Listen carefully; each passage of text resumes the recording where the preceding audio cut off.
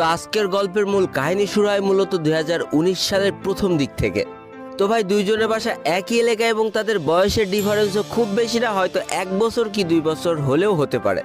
কিন্তু ভাই আধুনিক সভ্য সমাজের টানাপোড়েনে সেই পুরোনো আমলের একসাথে বসে খেলাধুলা এগুলো তো সবাই প্রায় ভুলেই গিয়েছে। এখন তো যে যার মতো ঘরেই থাকে বা অনলাইন প্ল্যাটফর্মে বিভিন্ন গেম টেম নিয়েই ব্যস্ত থাকে। এই জন্য একই এলাকায় বাসা হওয়া সত্ত্বেও তাদের মধ্যে খুব একটা পরিচয় ছিল না বা অনেক ভালোবেসি সম্পর্কও ছিল না। তবে বলে রাখা ভালো, দুইজনই কিন্তু মোটামুটি একটা ভালো ঘর থেকে বিলং করে, অর্থাৎ ভালো পরিবারের সন্তান।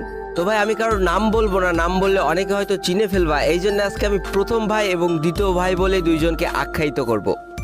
তো আমাদের প্রথম ভাইটার পরিবারের সদস্য সংখ্যা মাত্র 3 জন ছিল, অর্থাৎ বাবা মা এবং তাদের একমাত্র সন্তান। এবং আমাদের দ্বিতীয় ভাইয়ের পরিবারের সংখ্যা ছিল 6 জন, অর্থাৎ তারা 4 ভাই বোন, বাবা এবং মা।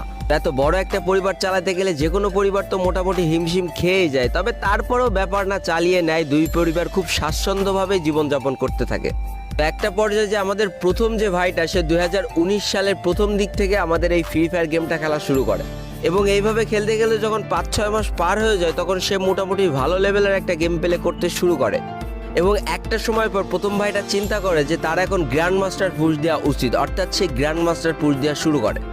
আর অবশ্যই আমি তুমি এবং যত গেমাররা আছে তারা সকলেই জানে যে গ্র্যান্ড মাস্টার পুশ দিতে গেলে একটা ভালো স্কোয়াড হলে গ্র্যান্ড মাস্টার পুশ দিতে অনেক সুবিধা হয়। তো যেই কথা সেই কাজ, গ্র্যান্ড মাস্টার পুশ দেওয়ার জন্য সে একটা পারফেক্ট স্কোয়াড খুঁজতে থাকে, অর্থাৎ ভালো টিমমেটদের খুঁজতে থাকে।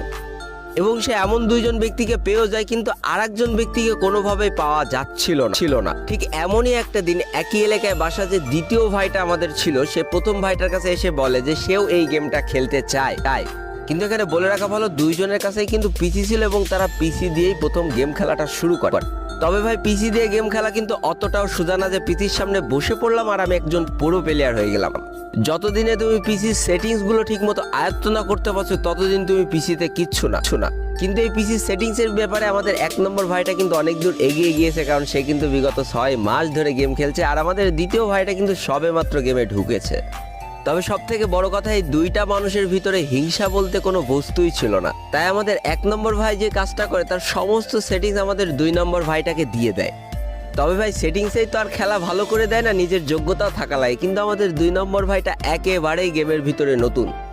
তবে আমাদের 1 নম্বর ভাইটা সবাইকে অবাক করে দিয়ে বাকি 3 জন টিমমেটের সাথে সেই নতুন ভাইটাকেও নিয়ে নেয় তাদের স্কোয়াডে গ্র্যান্ড মাস্টার পুশ করার জন্য।